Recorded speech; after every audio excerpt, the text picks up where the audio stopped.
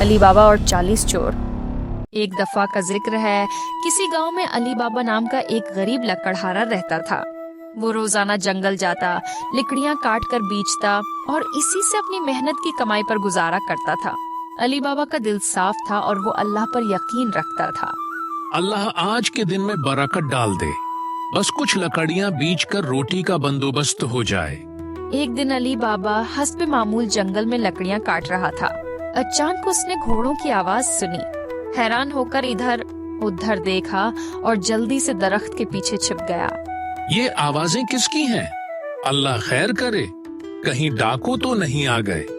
कुछ ही देर में उसने देखा कि 40 चोर काले कपड़ों और रंगीन पगड़ियों में घोड़ों पर सवार वहां आए और एक बड़े पत्थर के सामने रख गए। इनका सरदार आगे बढ़ा।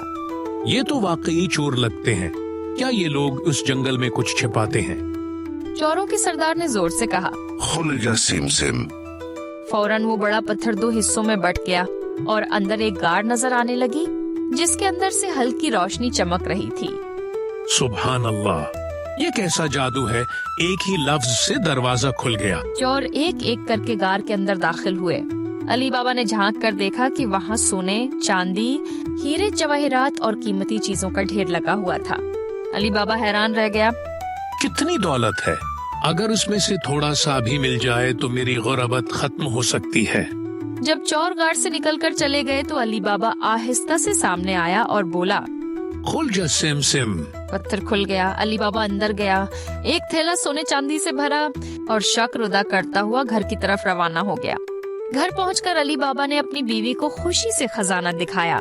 अल्लाह तेरा शुक्र, लेकिन ये बात किसी को बतानी नहीं है वरना मुसीबत आ जाएगी। इसी वक्त अली बाबा का भाई कासिम आ गया और उसने खजाना देख लिया। इतना खजाना, अगर ये मुझे मिल जाए तो मैं बादशाह बन जाऊं। कासिम ने अली बाबा से राज पूछ लिया। अली बाबा ने वादा लेकर उसे बता दिया।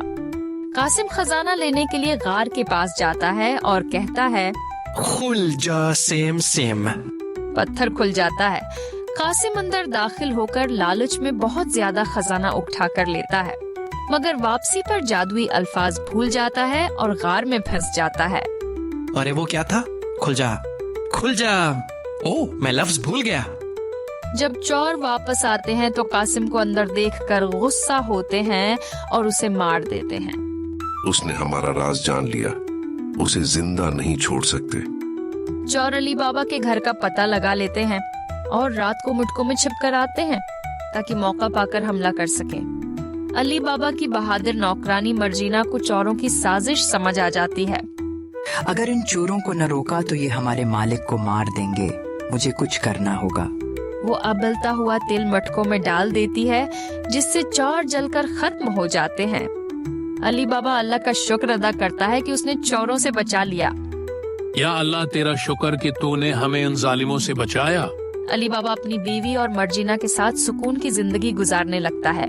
वो हमेशा अल्लाह पर भरोसा रखते हैं और अपने माल से जरूरतमंदों की मदद करते हैं। जी हाँ, यही असल दौलत है। अल्लाह ने हमें बचाया, अब हमें दूसरों का सहारा बनना है।